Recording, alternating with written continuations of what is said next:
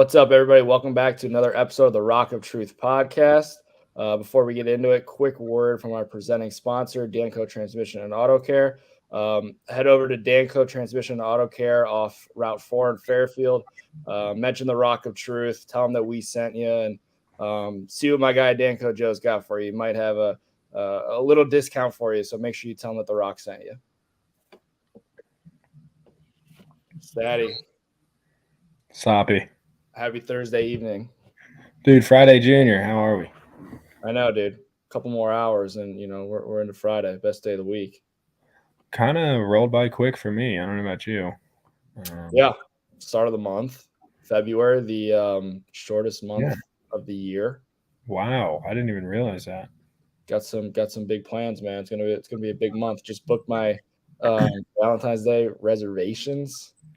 Really? Yeah, dude. Did that today. I think I'm gonna go old school, and I think I'm gonna just throw down in the kitchen myself. I like that. I did that last year. It's a good play. Yeah, I think that goes a long way. Yeah. I love that. If you're tuning in right now, it's just me and Statty on here. Joe Met is supposed to be joining at some point. He's running a little bit late from basketball practice. We were kind of waiting a little bit. We didn't want to wait too long, so Joe should be joining at some point. Do we want to just get right into it? I would love to hear. I wanted Joe's take on this, but maybe when he comes back, we can bring it back to him. I think we wanted to start too. There's actually a little bit, of a decent amount to talk about. A good amount of football, kind of randomly, with the Senior Bowl, with the East-West Shrine game going on right now. We got guys in both those games, and then the big news this week was the schedule that came out. Dude, that graphic, I've got it saved right here. I mean, I know Joe Met would say it all the time, but you look at just the logos of the teams that are on the schedule, and you're instantly like, holy shit! Like, this is like, oh, this is legit. Like, here we go. Like, I mean, you go Oklahoma, BYU, Iowa State, Baylor. Wow. Yeah, dude. It's not like Tulsa, Tulane. And then you're stopping the Navy triple option. Yeah. Yeah, and then going to Temple to play in front of 500 people. Like, dude, I'm excited. It just kind of hit me. It finally hit me. Like, all right, here we go. Yeah. No, it was badass seeing that. Again, it's just like such a polarizing. It's good just seeing new teams, new programs. It's so many cool new experiences that these guys are gonna get to see. I do have one issue with the graphic itself that just is not important but really bothered me. I would agree with you on this. Why did they put the home games in white and the away games in red? I feel like everybody associates away with white. You wear your white jerseys on the road, Well, especially we don't wear white ever at home. It's black or red. Yeah, why did they put the home games as white? Like, that totally, if I read that, I'm like, oh, we're away at these, not that it's a big deal because it's labeled, but it is. I got beef with. I'm glad they put the name Historic Nippert Stadium as well in the label. Yeah, I was looking at the stadium capacities for the Big 12, and we're dead last with 40,000 at Nippert, which obviously Nippert's really, really unique in the way it's built, into campus and underground, and it's historic. It's old as shit. It's a really cool atmosphere, but that is a little bit of an issue. I feel like you don't want to be it creates a cool and different atmosphere, but you don't want to be the one who's got the smallest stadium in the conference. I wonder how Fifth Third compares to the other arenas too. But I mean, I don't know. I don't have an issue with it. It is what it is. We're new. Did you see the cool graphic that I think you sent it too, and I saw it on Twitter of they it's hard to expand that stadium, right? Because the way it's built, you can't really add on. It's kind of tucked into everything. You'd have to kind of move stuff out, but they kind of, oh, look, here he is. Hi, Coach Metzger. Thank you for joining. Hey, fellas. Sorry I'm a little late. Rough game tonight, fellas. Oh, you had a game Oh, you tonight? had a game? Dude. We thought you were just doing like 3-man weave for an extra 15 minutes or something. Yeah. Yeah, we had a game. This Okay. shows our lack of communication right now on the Rock. We got to pick it up. Can you give us That's a all, recap? yeah, You came that's in. on me. Give us a recap. Well, it was tough. We didn't shoot the ball very well, fellas. 19 points total in the game. So, yeah, Oof. not great. We got a lot of open shots. Just missed a lot of shots. So, that's all I can reflect on tonight. I got to watch the film, kind of look at some different stuff, but ultimately just not the best game for the Lady Eagles tonight, but what happened? they played really hard. I mean, they played about as hard as they could. I mean, we just didn't make shots. That's sometimes how it goes. 19 or what? 36. I think it was 35. 36. What happened in the second half? Because it was 15-11 at halftime. Yeah, we tried to. I mean, they got up. I think they scored the first few points to begin the second half, so we had to go into man and press to try to get ourselves back into it, and we missed a lot of shots. I mean, I honestly, like, you guys watch. I'll send you the film, Statty. You'll agree with me. A lot of missed shots tonight. Seven Hills. That's a pretty nice gym there. Well, we played at CHCA. All right. Yeah. Well, Joe, you came in. Flip the graphic, but yeah. We're happy to have you. You came in right on schedule talk, dude, and we kind of just been making small talk. But now that you're here, Statty and I were just talking. Give me your initial thoughts on seeing the Bearcats 2023 football schedule. I think we all wanted to see Texas and Oklahoma. I know I did. I don't know about you guys, but I will say this. I don't think you can ask for a much more favorable schedule for the first year heading into the Big 12. Like, you get to play all three of the newcomers with us. You get to play Iowa State and Kansas at home. And really, I mean, and West Virginia on the road. Like, West Virginia has not been that great the last few years.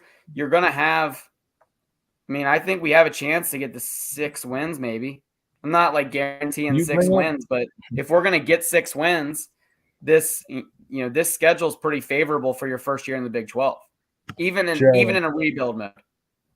You bring up a good point with I didn't even really dive deep into it as far as travel. Like, I think West Virginia leads the nation in like miles traveled since they've joined the Big 12, and being able to only have to go to Pittsburgh, West Virginia, and used to going down to Houston, but your furthest road game is going to be that BYU, right? Yeah. So, and honestly, that's a road trip to make, right? We should make a trip out there as the Rock, because I heard it's beautiful. The stadium's gorgeous out there. Yeah, I will confirm I'll be in Morgantown and I'll be at Stillwater. That's for sure. Okay. Those are two for sure. What are your thoughts, Sop? Yeah, I like Stat and I were talking about. It's just exciting seeing those new faces. I love what they did with like opening up at Oklahoma at home. I mean, right? You think of the Big 12, like you just said. You think of Oklahoma and Texas, and I love it. Like my comment that I would always make to guys is like, "Welcome to the show." Like before a big game, I would like mess around, go up to somebody like one of the dudes, be like, "Welcome to the fucking show, dude." Like that's welcome to the Big 12. Oklahoma's rolling in. The Boomer Sooners coming into Nipper. Like, let's get it going. I think that's like the perfect way. Is it the best opponent like matchup wise? I'm not saying that. I'm sure they're going to be a solid team, but I think just like welcoming to the Big 12, I think that's awesome. I love that's right off the rip.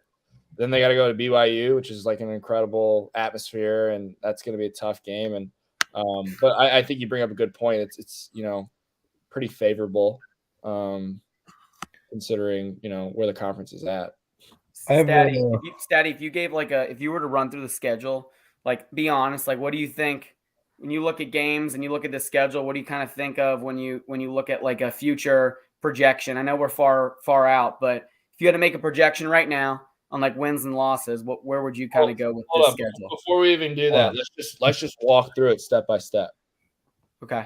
I'll run. Do we want to go through each? Do you want to just go through each and then say like all three of us go through and say win or loss? Yeah. So at home, EKU, easy dub, right? I think we're going to learn a lot about Scott Satterfield.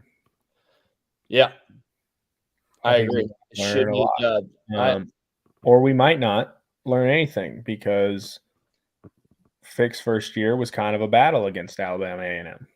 So that was tough, dude. Your boy thought he was playing the whole second half. I was telling everybody to tune into. I was the backup for that game. I was telling everybody to tune into ESPN. Whatever is on. I'd like to think Alabama A&M's better than EKU. Don't know much about EKU, but yeah, I think we're just going to learn a lot there. Either way, should be a dub. That's the most confident dub that I have on this. And then you got to go to at Pitt, who's been a really good program the past couple of years. I'm going to go L on that. Losing at Pittsburgh. And I was going to touch on this a little bit before we went all the way down with wins and losses, but it's also exciting keeping keeping current rivals in UCF and Houston, but also bringing back, I mean, dude, West Virginia, Pitt, like that's the shit I grew up going to Nippert to watch. Yeah. Those games. Like I was in the top row in Nippert in stadium on the far side, and we would sit like our section was right next to where they put the away fans. And I was, 14 years old talking shit to all these West Virginia Mountaineers, and they're doing like all their little finger things they do when they get a first down. Like they had the keys, Daddy. Remember they'd shake their keys and they'd go, yeah, first down, Mountaineers. Yeah, I'm so excited for that, and I think I'm going to be talking shit to our friend Ty Spawn a lot that week because for some reason he's a Mountaineer. And yeah, just bringing back those old rivalries and keeping the new ones I love it, dude. How awesome would it be if we could exchange out Miami, Ohio for like Louisville? Somebody like tagging nails back into action. I forgot we played them in the bowl game, but yeah, that was an awful game. But if we could get like a a better showing than that, so I think it'll at Pitt. I mean, it's hard because in college football these days there's so much turnover. Like you can get a whole new roster through the transfer portal, and there's coaches are changing constantly. But I'm gonna go with a loss on that. Joe, week 2 at Pitt. What are your thoughts? Loss at Pitt. Win at EKU, loss at Pitt. Statty. I'm gonna say we go over there and we give a good fight, but I think we're gonna fall short. I just think they're gonna be more of a structured program by week 2 of the season than maybe we will be. Yeah. All right, we're at 1-1. Miami, Ohio. Do we all agree? Dub. They stink. Yeah. All right. They might be worse than EKU. Yeah. And then you got the Sooners. Dylan Gabriel coming back. Dylan Gabriel. That's a tough matchup, boys. I don't feel too confident about that. I don't feel too confident, mostly because of I think we'll struggle up front for a few years. I mean, I think that's going to be one of our big struggles, is struggling up front for a few years. Offensively or defensively? Because defensively, we return everybody but one. I think it depends on scheme. I mean, obviously, in my opinion, you can't run a 3-man front against good big-time football teams. Like, I'm sorry. I don't know if you guys agree with me on that, but Venables doesn't run power a lot. He's not lining up under center. Yeah, but I don't know. I don't know if like I just feel like when we play big-time Power 5 teams, like we tend to get like if we play that 3-man front, we tend to just get dashed. It's been SEC and Big Ten. They run the football. Yeah, but I mean, how do we know that Oklahoma's not going to run the ball under Brent Venables? They started running the ball a little bit more last year, didn't they? I don't know. Maybe because Gabriel wasn't too great early on in the year, but they also. If you look at teams like defense. If you look at teams like Iowa State, I mean UCF, they did really well running the football against us last year, and they're in the American. like good football teams. I mean, I know Dave Aranda, I think it is, at Baylor. They run the football a good amount. Yeah, Like they do. I They're know really the Big 12's known for like high flying offense and stuff like that, but like Lincoln Riley's gone. I think there's like Texas is going to be gone in a year. I'm sure there's still going to be some high flying offense. It's going to be different than the Big Ten, the SEC, but I still think when you're playing Power 5 teams have Power 5 looking offensive and defensive linemen. And I think our defensive line will be pretty good this year. I do think that because we bring back so much talent. But from an offensive line standpoint, it's just really hard to move the football when you can't establish a run and you can't block anyone. And I'm not coming after anyone, but our offensive line for a few years has not been very good. And I don't see it getting better in one offseason. I don't know if you guys agree with me or not, but it's hard to beat good teams when you can't run the football and can't block people. Yeah, that's why I was getting at my question. If you thought more offensively up front or defensively, we're going to struggle. I'd love to see who Oklahoma's Week 5 opponent would be. Maybe they overlook us. Maybe. Yeah. Let me see. I think I got it here. Oh, we're getting deep in the weeds. They're playing. They got Iowa State after. Dude, they don't play anybody. They go Arkansas State, SMU, Tulsa, Cincy, Iowa State, and then Texas. Wow. They're just gearing up for Texas basically the first 5-6 games of the year. Do we all agree this is an L? I think we give them a shot. I think we're at 2-2. And then Statty, I kind of want you to take the W. That's kind of how I want you to roll with your gut. You know what I am? Because Week 4, we're going to have a rhythm. We're going to know who we are. We're going to come off of a tough Week 2 battle.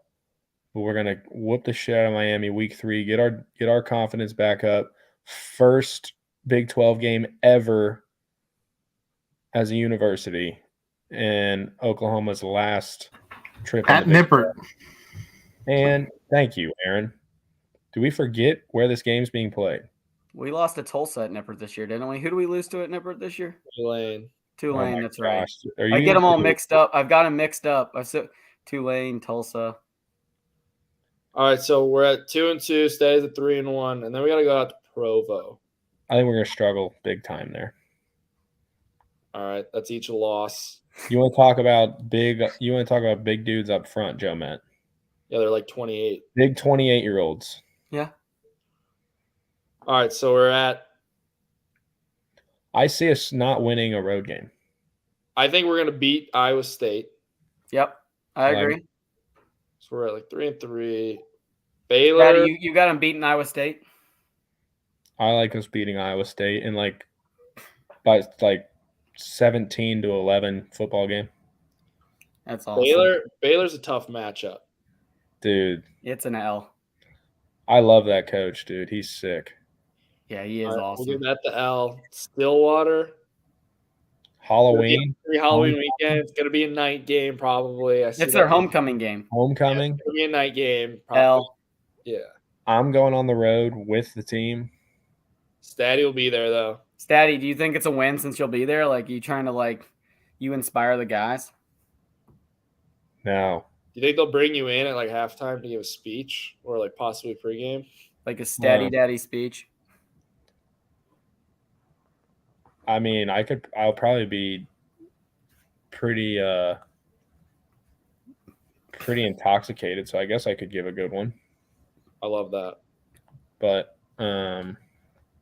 no. And then we'll have UCF at home. I got a feeling that'll be our homecoming. Fuck UCF. We'll beat them. And then at Houston. Well, hold up. Statty, what do you think about the UCF matchup? I have no idea, dude. I think they're going to be good. I think a loss. I think you try to skip over that too quick. I'm going with another loss. What do I have them at right now? I haven't beaten EKU, Miami, Iowa State. I don't know. You guys talk too fast. I was trying. Okay, so Aaron, I have them. Aaron, I have them at right now 3-6. What do you have them at, Statty? I'm 4-2. No, we've gone through 9 games.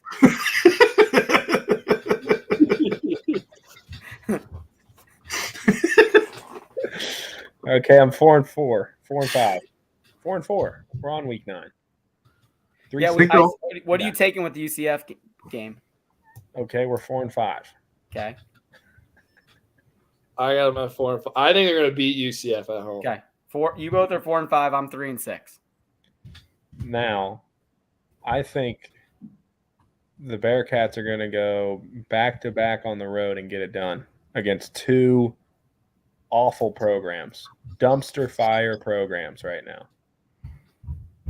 Absolute dumpster fires. I don't know. I call Houston a dumpster fire, but What do you mean? They're fighting on each other on the sideline. Dana Holgerson, And Red Bull, and vodka. I think it's a win at Houston. Holgerson's the biggest loser ever. And that's fact. I'll give us a win at Houston, and then I'll give us a tough loss at West Virginia. Dude, if we lose to them, we're in bad shape for a long time. Listen to this. I'm gonna try and stay positive. Usually I can get kind of negative here, Aaron. I'm gonna go positive. We're gonna win on the road in West Virginia, and then we're gonna go beat Kansas at home, and we're gonna finish 6 and 6, and we're gonna go bowling. And we're gonna go back to the Meineke Car Care Bowl. Is that still a bowl? I don't know. I feel like they end up in a mayonnaise bowl or something. Yeah. I'm gonna give them 6 and 6 too, and they'll end up in the Flint, Michigan Mega Bowl. That's what we're don't drink the water. You guys Flint, got Michigan us. Mega Bowl, 3rd place. I want to go back to the Hawaii Bowl. Yeah. What'd you guys Statty, say? We're losing. Statty, what you got on Kansas, Statty? I said we're gonna win 2 in a row. I don't know if we're gonna win 3 in a row. So Dude, I got a lot of losses at Nippert. What the fuck? I don't even know who our team is. So if you take the L against Kansas, you finish at 500, just like everybody else. If you take the win with Kansas, taking us, what's that going to be? 6-10, 7 and 5. Bro, your math. No, I'm saying win percentage, dipshit. What's 7 and 5? What's that percentage, Aaron? I'm not good at math. It should be somewhere around like 58. 7 divided by 12. I got you, bro. I got my calculator. 58. Yeah, wow. Good for you, Aaron. 58. I was still off with 6-10. All right. Yeah. 7 and 5. God. Hey, you never know though. Wasn't TCU 1 and 12 like last in the conference before this year? Something like that. Dave brought up on the BCJ tonight that Connolly, I think it was Bill Connolly, said that 9 of the games that Cincinnati's going to play in are going to be coin flips. And if you tack on EKU and Miami as automatic dubs, that means 9 of your remaining 10 games are coin flips, according to an analyst. So for whatever that's worth. Yeah. I think he means he puts that within like a touchdown. But yeah, I think they'll all be like close games. Like we were saying, I think it's a pretty favorable schedule for your first year in the new conference. I think that we should do this all over again after the spring game. Once we know what the fuck this team even is. No, yeah. It's completely just closed eyes thrown on a dartboard at this point. Pretty much. What do you guys think Malik Van's pose in the graphic was a win or a loss? I think he could have done more bicep curls beforehand. Okay. Yeah, So, man, I But kind of agree. All right. Well, there's your schedule talk. Big 12. It's real. It's a real thing. It's not just something we keep talking about. Staying present day, though. Joe Met, were you in Fifth Third Arena last night? Yes, I was. Awesome, dude. Can you – big win? Yeah. It was actually huge win. As he leaves. Okay.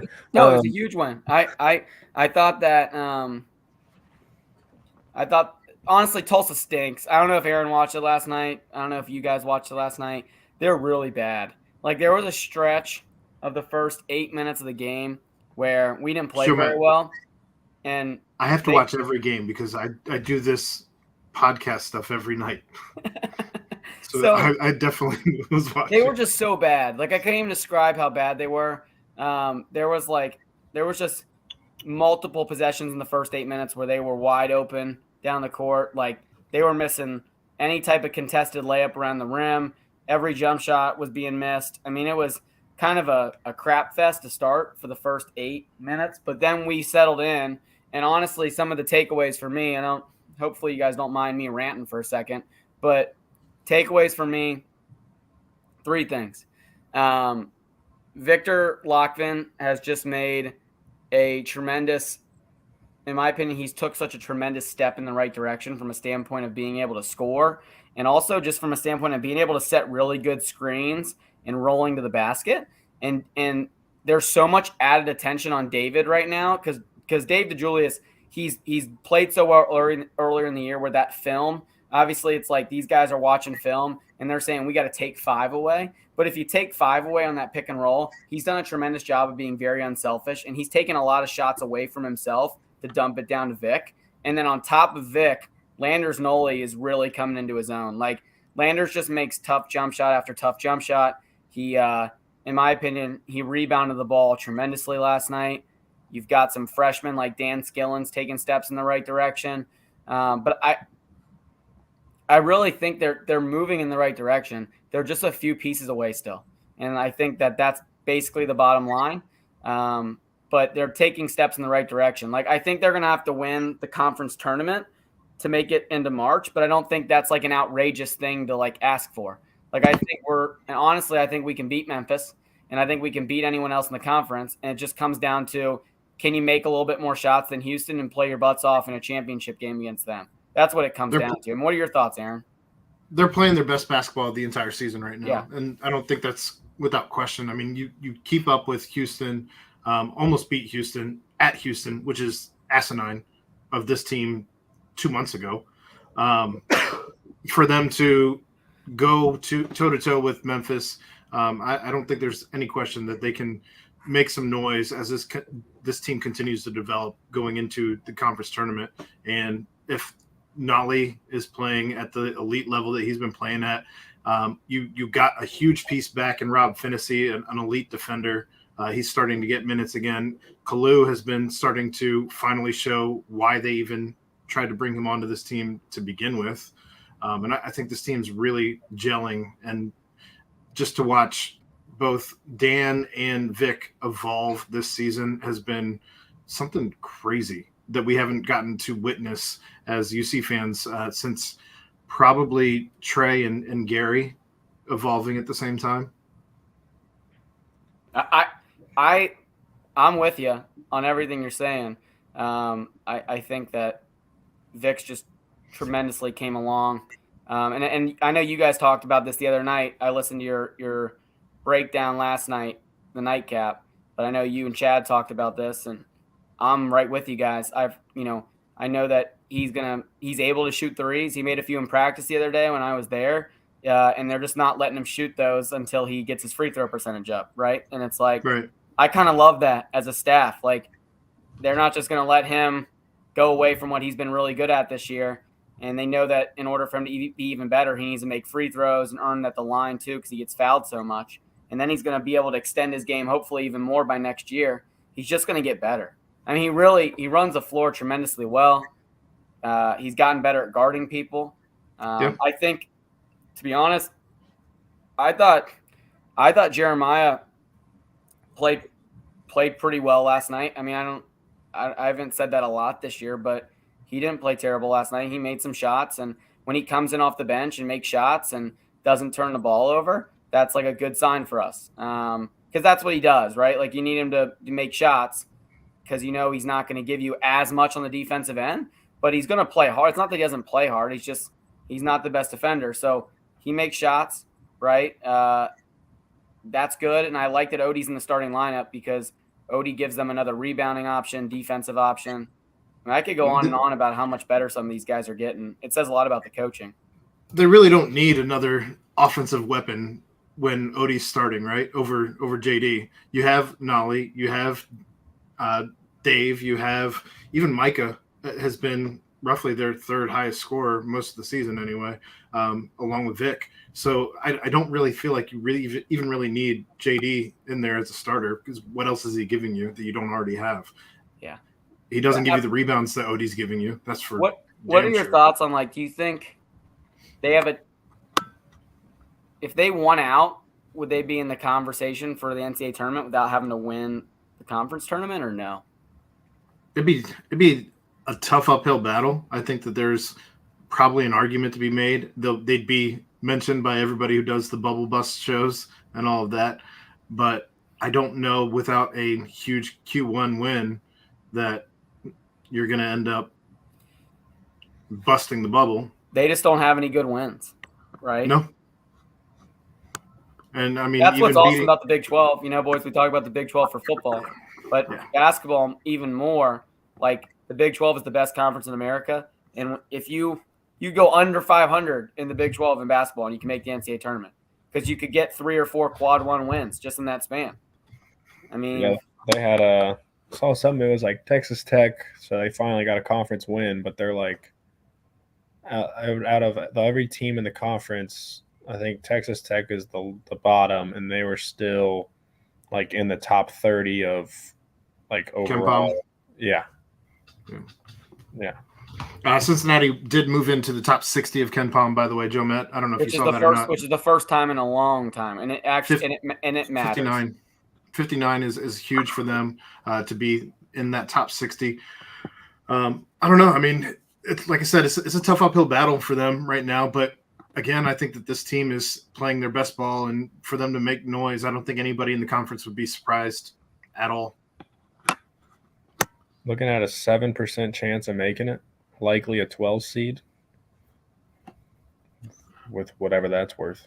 They got to win the conference tournament. If they do it, and I think they can do it, I'm not counting them out. But they're going to have to beat Houston, right? Like, yeah. Joe, did you see they brought in Day today? Yep. What are your thoughts on Day? I think he's really good. I think he gives you that physicality at the point position. I think he's going to be good. But, I mean, I think the big things they need to address in the offseason, and I've said this, and I don't know if you agree, I think Jizzle's going to be an immediate impact guy. Like, I don't think you put up those numbers against the teams he's putting up down there unless he's ready to play college basketball. And I know there's a jump for some of these freshmen when it comes to the defensive side, and the game's faster. But when that's usually for these kids that are dropping 25 and 30. When you're scoring 45, 50 points in games, you can watch him move and shoot. Like, he plays defense. I think he'll be a big-time player for us by the end of next year. I'm not saying the beginning, but I think he'll work into his own. But I think they need, in the portal, they need to get, like, a couple rim protectors, right? You ideally would like someone who can protect the rim and score at the other end.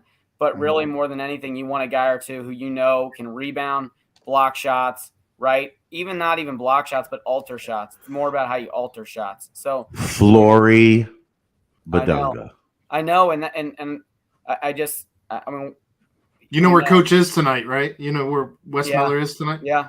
He's in Jamaica. He's in Jamaica. I mean, probably not watching him anymore. That game's probably over by now, but yeah. He's probably having a cocktail by the pool right now. Wrong Jamaica. He went to Jamaica? Jamaica, Indiana. Never mind. Kokomo. Sorry, Kokomo. Not Jamaica. Kokomo. We I got thrown off by Dave. I got thrown off by Dave singing the Beach Boys song earlier tonight. If you get Flory Badunga, like Sapi, Flory Badunga, best big man in the country right now as a junior. Like, he's better than any senior, in my opinion, in the class. He's just he's a freak.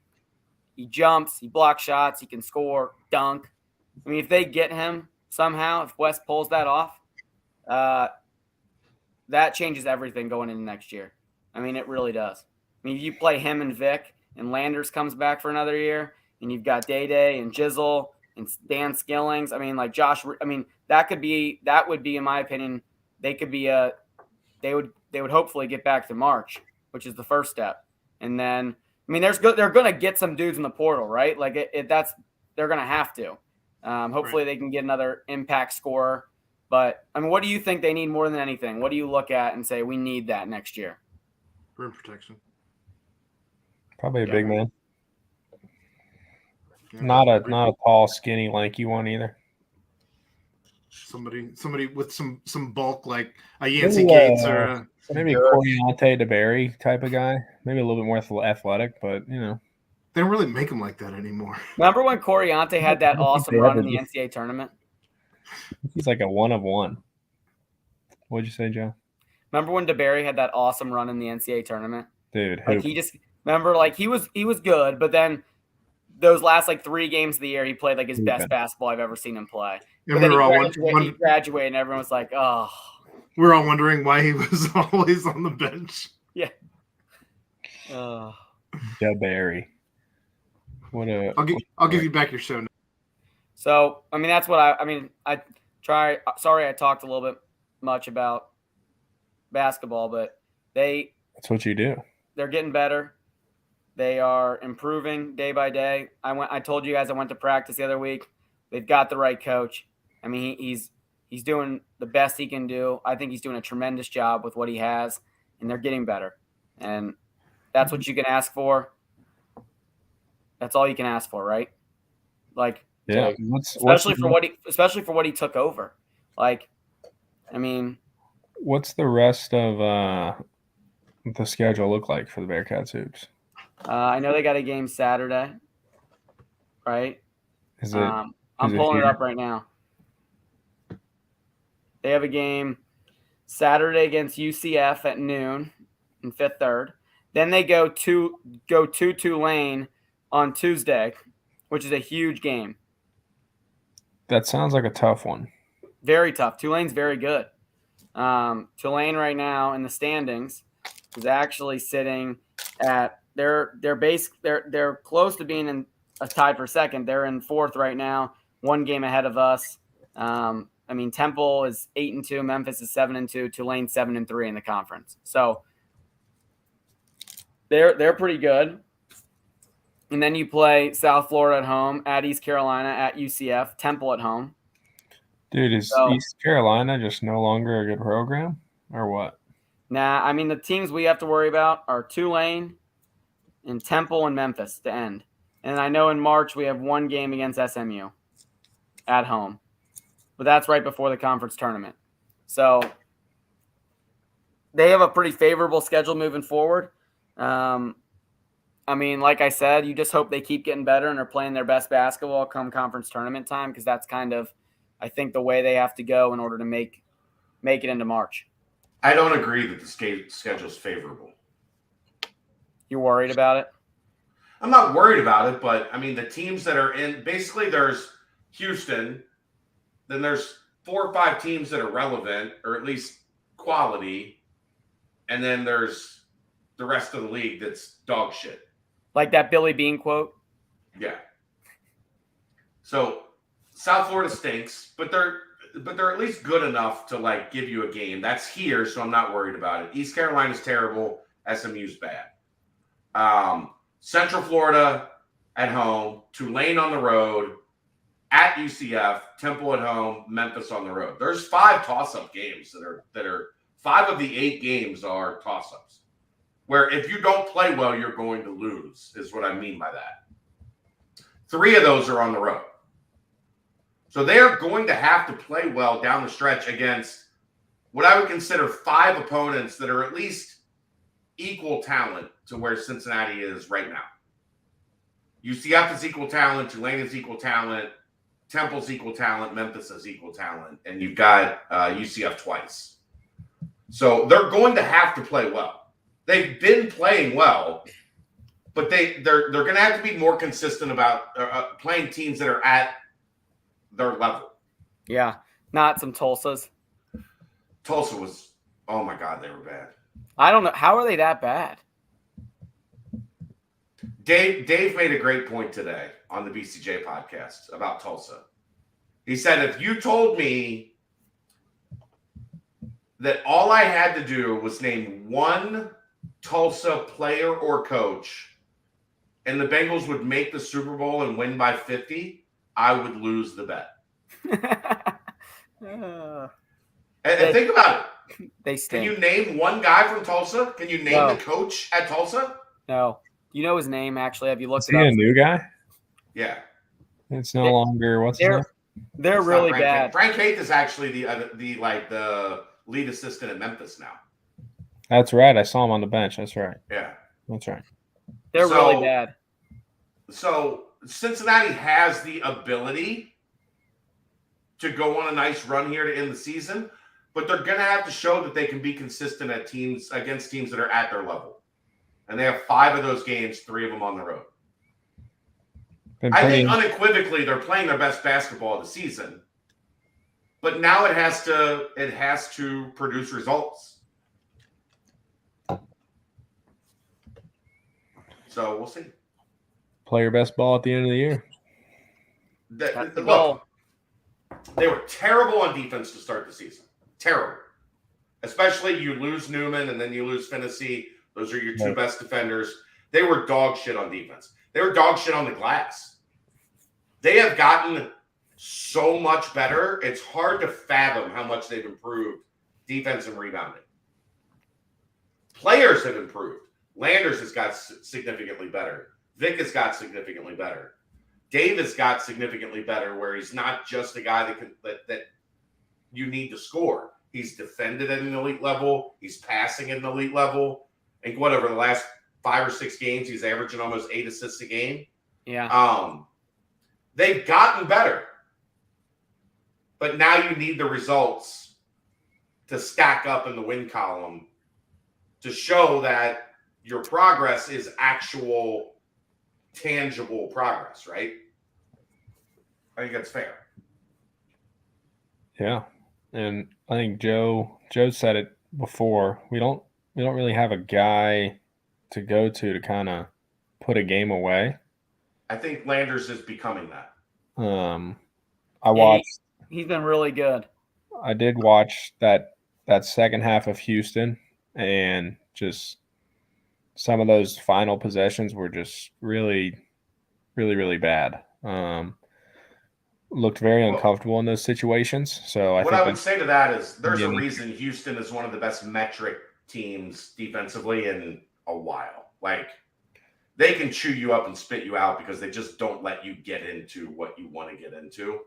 Right, but in a game that you're controlling the whole time, and then like you look that awful for the last 3 minutes, that's just, I think that's tough. And obviously, I hope they've moved past it, but that just also has you nervous for this last stretch of the biggest part of the year. So it's nut up or shut up, and hopefully they can learn from that and execute against teams that aren't number 2, 3, number 1 in the country. So I would just say, Statty, that Houston has done what they've done by becoming Cincinnati.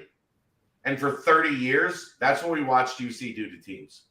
We watched them take teams in the last 5 minutes of the game and just chew their offense up and spit it out. Yeah. And say, you're not getting, we know these are your go-to, these are your bread and butter plays. These are what you like to do to get your guys free. And you're not getting any of that. And I still thought they got, outside of that last possession where, Vic is chucking a fadeaway over. Yeah. Outside of that, I thought over the last 5 minutes, they got decent shots. They just didn't make them. Yeah. Yeah, I think your tweet, the one you tweeted where you talked about like, hey, their best players made plays and our best players had 3 in and outs. Like, that was a perfect way to describe the end of the game. And boy, I will not miss Jarris Walker when he goes to the NBA next year. That dude, he can play. I watched him a bunch in AAU, and you could tell how freakishly talented he was. He didn't have those Dirk 1 foot 17, like step back 17 footers off of 1 foot. He didn't have that. And he didn't have that the first time they played. He reminds me a little bit of Statty Daddy in an open gym. I can see that. You have ever seen Statty Daddy play before? No, but just like knowing Statty Daddy's like physical prowess. Step backs, He doesn't play like a big or like a strong guy. He plays like a guard. Yeah. He fires them from deep. Like there's not a shot he's never seen that he doesn't like. Dude. And he gets when he gets hot, man, is he hot, right, Sappy? Yeah, no, you're not wrong. You're I lit up CHCA last year pretty good. Yeah. Remember that He was one game where Steady unbelievable. put up like 50 shots when he was on our team? That was when we beat East, Chad. Yeah, he just went off. Kind of went LeBron. LeBron like 06 Cavs. Soppy was like Larry Hughes. Yes, dude. Larry Hughes, Joe Matt was Drew Gooden. the lefty. What about Mo? Yeah, you were Mel. Spawny. Spawny was Andre. He was Drew Gooden. Yeah, He did a mid-range jump shot. Yeah. Just rebounding. Rebound and putbacks, but Next time, I feel like for next week on the pod, we should play a pickup game and just go live. that's gonna be I hard. think anybody would watch. I don't know how Soppy's gonna be able to make I'll that. coach. I'll zoom into coach. I'm not doing the play-by-play for that, guys. Come on, Aaron. Yeah, we had some great runs last year. It was fun. I missed that. That was All right. great. What are we getting into next, fellas? We're getting into Our seniors. Senior Bowl. Just want to mention, we got Josh Wiley, Trey Tucker, and Ivan Pace all out of the Senior Bowl. Seen a lot of publicity about all of them. I've seen a lot of clips of Trey just like cooking people in his routes. People are starting to realize how like quick that guy is. And I think like you see a guy, he's I'm not saying he's Tyreek Hill, right? But like you see smaller guys, super quick. You immediately think, oh, like the next Tyreek Hill, and he's super quick. All the routes that I've seen, like he's just busting people's ass, and he's like wide open. And we obviously know how great of a kick returner he is. I think his one knock is that he didn't return punts in college, and that's if he wants to make it in the league, he's so dynamic with the ball in his hands that he has to feel comfortable catching punts, and I'm sure that's something that they had him doing all week. But a lot of good publicity on him. Ivan Pace has just been dominating, and like pass rush reps. Seen a lot of great stuff about him. That should have been expected, though, right? Like, yeah, I know it's great, but I mean, that dude was messing up O linemen. Like, running backs don't want to pass block, especially in that format of a drill. Like, he's a great rusher, but yeah, I think he's just a great football player. Like, he's not going to go to the combine and like wow people with like his measurables or his size, or I think I haven't seen him really in person, but like from what I've seen, he doesn't look like a freak. I think he just is. He's just like a high motor. He's just like a football player. You know what I mean? And I think he's like the film's there, right? Like put on the film. The tape speaks for itself. And then Josh, which I haven't seen as much about Josh. I've seen some stuff. I saw Daniel Jeremiah calling him like a round 3 draft pick, which is like, for him, that's awesome. So he was saying that. And then even so, Daniel Jeremiah, kind of like an hour before we hopped on here, put out his like top 10 winners of the Senior Bowl week of practice. And Josh was in there. He came in at 260. I think that's huge, dude. Which is huge. And like Josh is played at like 225, 230, like his whole career. So he came in at 260, which. Yeah. And I saw there was a clip of him doing his typical just Y in the flat, catching it, and he was still turning it up and just looked like traditional Josh. So I think being at that 260 is big time for him. That's a lot. That's a load of a human with that frame too. So I think that's when they sent it, they tweeted out his measurables like you sent in the chat right away, and then I was like, damn, that's a big time tight end. So yeah, dude. I mean, he's a big target. He moves well. He's doing better as a blocker. There's some clips of him like doing well blocking. I think he's going to be a steal. I mean, he probably won't play at 260, but to show that he could get there if they need it, he can keep it on maybe. But I think he's just like an athletic, and that's where the NFL is going, right? Like, there's not too many inline blocking guys. Like each team maybe has one of them, but it's going to like the Travis Kelce, the Mark Andrews, the guys you can split out kind of as a receiver. And I think Josh like fits that bill to a T. maybe he stays in his hometown. Who knows? I hope he goes to Cleveland. Is what I hope. So What's up with you wanting to ruin your friends' careers by sending them to Cleveland? dude, yeah, it's a good point. Maybe you shouldn't go to Cleveland. But I mean, I want happiness too. That's fair. I want to be able to root for I mean, them. you got more Bearcats than the Bengals do. So Yeah, dude. Bearcats are killing. Jerome this year, he didn't get many carries, but they put him at kickoff like halfway through the year. dude, what Awesome. a beast! He was phenomenal at it. He didn't house one, but he had like a lot of really, really good I returns. mean, he almost got you to 30, 35. Maybe that's why Stefanski was so good on first drives of the game, Jake. He's got great field position. Yeah.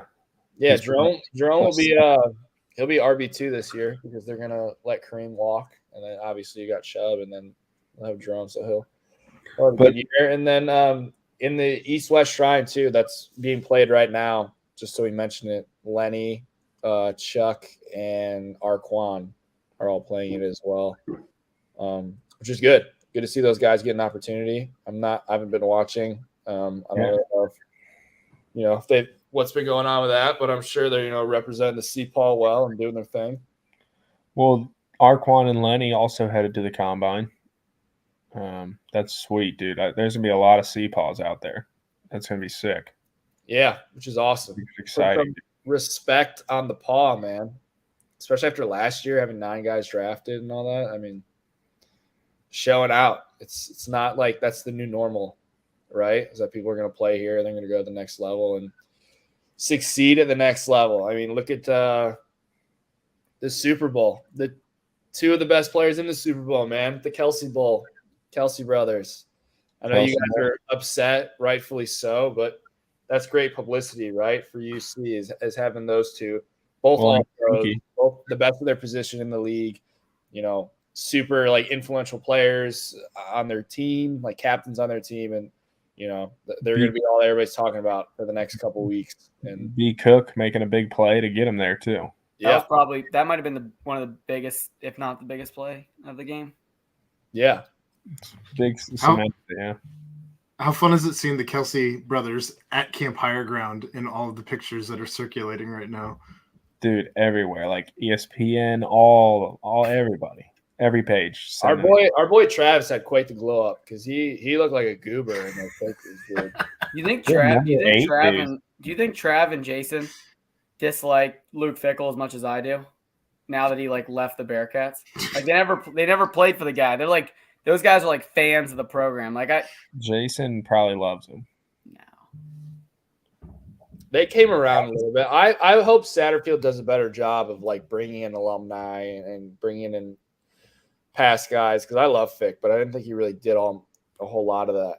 And I think like I know UC's tried to do more with the Kelsey brothers. Like they should utilize the shit out of them, right? Yeah. We had Jason come in for a talk. Yeah, huge personalities. Like they should be doing anything they can to get those guys back on campus. So I want to get your guys' opinion on this as we talk about alumni. This graphic went out for the class of 24 this week, and I was called old for thinking that it was not a great graphic. So apparently this says too much sauce, right? But with it being 2 and 4, I thought it was too much for sauce. And I didn't understand why we're doing that for this class. I thought it was a reach. Sauce isn't here anymore. Nothing was too much for Sauce, unless you're saying college was too much for him. I don't know. I don't know what we were doing here. I thought it was too much sauce. You never heard the song? You never heard the song by Future, Aaron? What's that? Have you not heard that song? I'm like almost. I'm closer to 40 than 30. So. Well, then maybe that's why. Maybe that's why. Too much sauce. I got too much sauce. There's a lot going on in that. I like it though, I guess. I don't know. It's okay.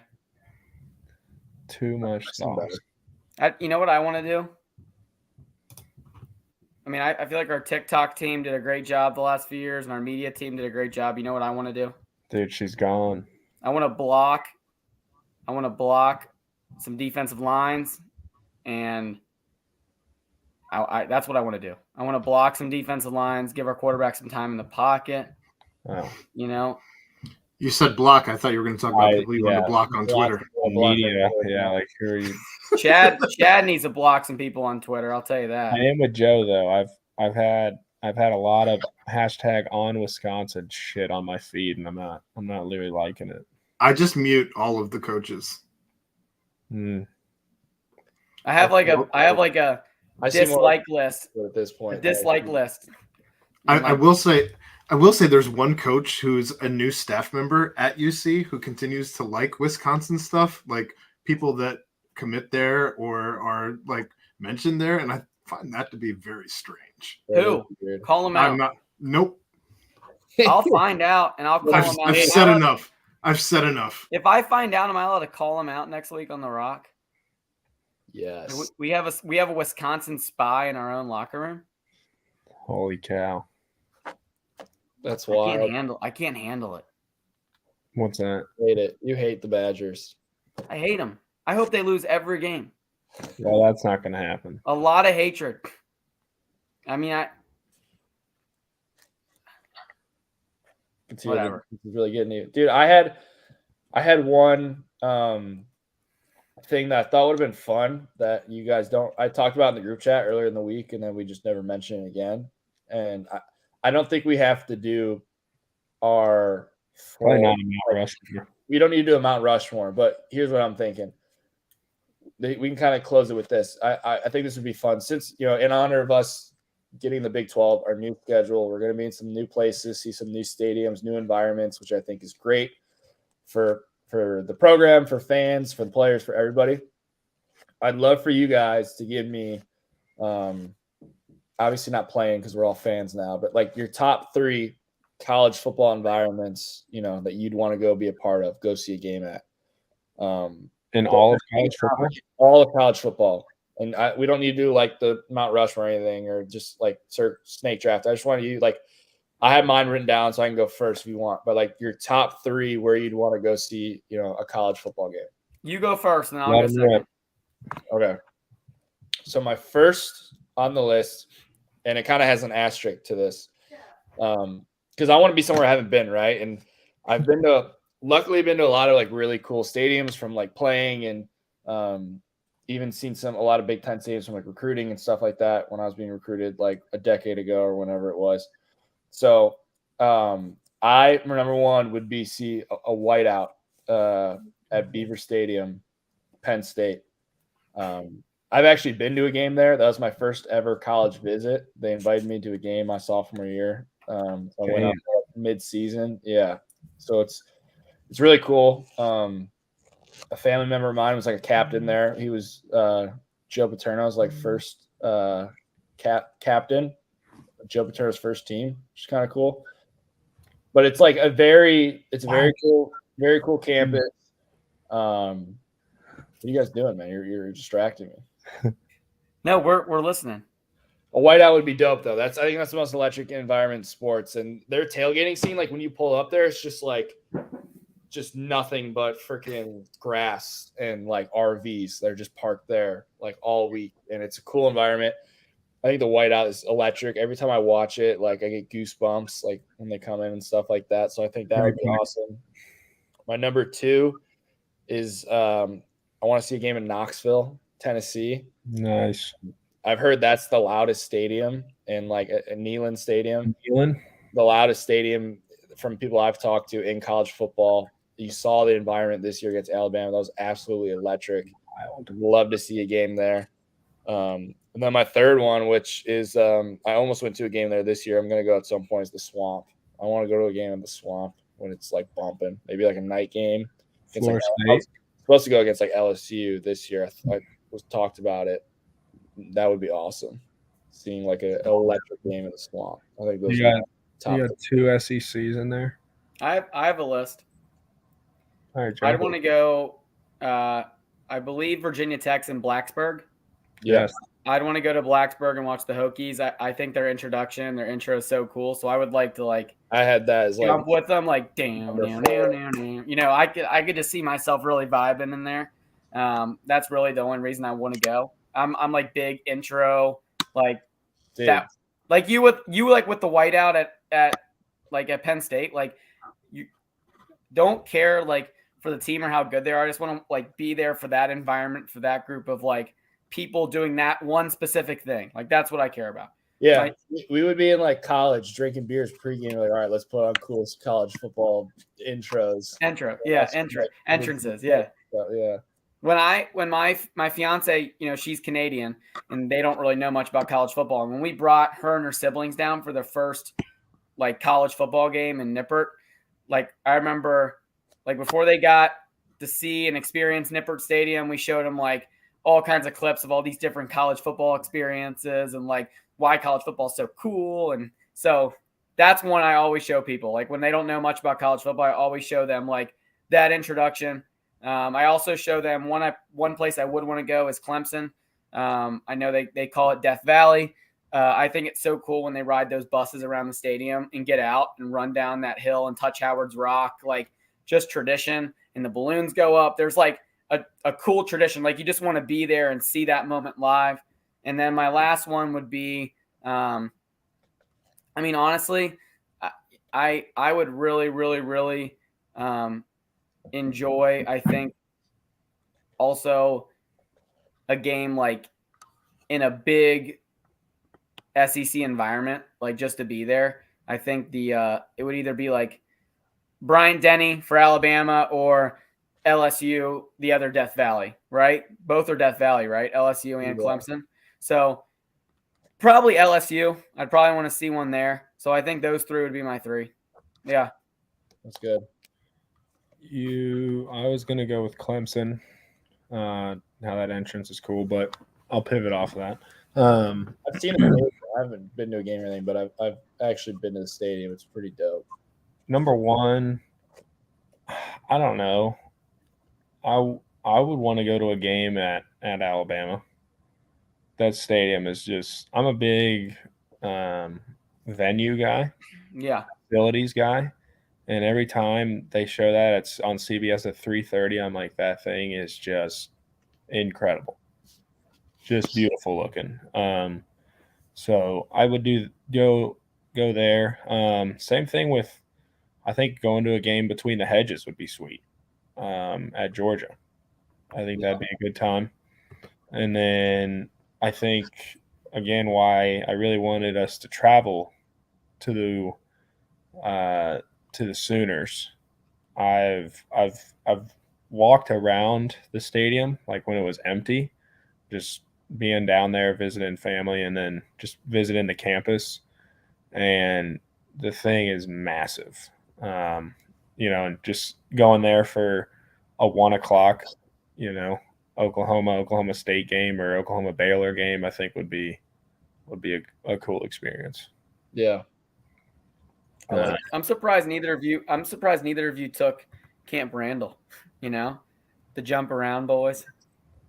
I'll probably go to a game there at some point. Dude, I'm talking about maybe spending a Saturday there and a Sunday in Green Bay. You know what I want to see more? Honorable mention for me, and I don't know if you guys feel the same way, but I always wanted to go to an Army-Navy game. I have some family members. My dad's gone to one game. He said it's one of the coolest experiences. So I'd really one year I want to go to an Army-Navy game. I have no interest.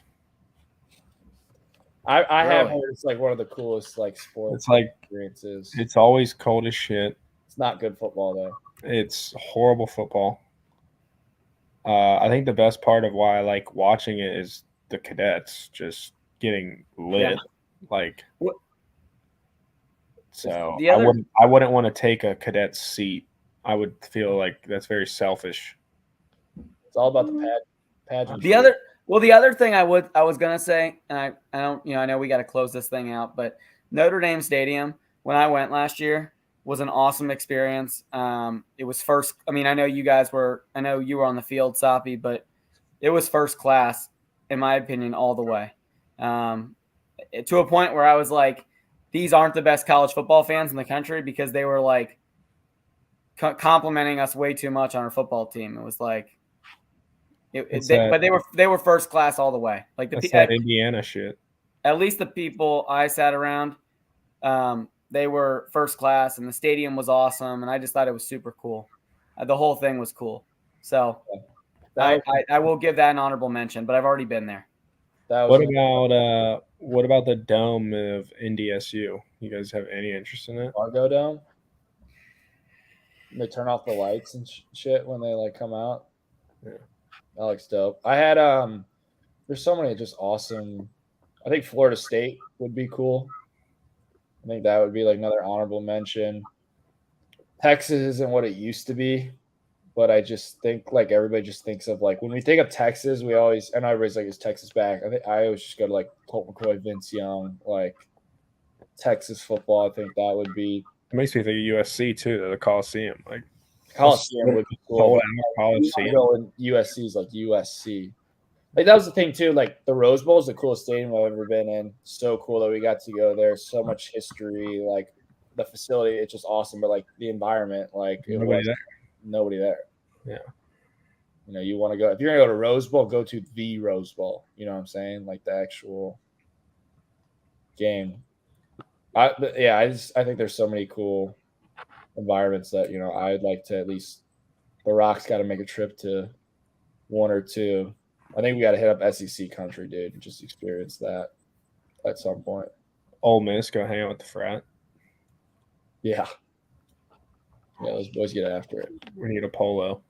I think that's gonna be my new swag this year at tailgates. Is I'm gonna rock the polos. I got become the polo guy. I got 3 donated to me by a friend of the Rock, Malik Van.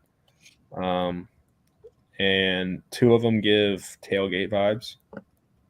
And I was thinking of my man Sopko. Like, you definitely are a polo at a tailgate kind of guy. I think I am now. I wasn't. Yeah. But I might be now. I gave Joe Matt a couple Bearcat polos, right? Yeah, I wore one this year. There we go. I had a lot of those. I still got a couple great ones that I always pull out. You gave me a sweet pullover. Yeah, I had so many pullovers. It's a great fit. But all right, fellas. Well, do you guys have anything else you want to touch on, or? I think we're good. We need Bearcats hoops to just win. Yeah. Let's get on a little win streak here, fellas. Yeah. I like that. Good luck to all the dudes in the Senior Bowl going on. Just had Shrine Bowl. It's being played right now. Correct. Still. Yeah, tune in and support your Bearcats. All the fans listening. All right, fellas. Go Bearcats. Go Cats.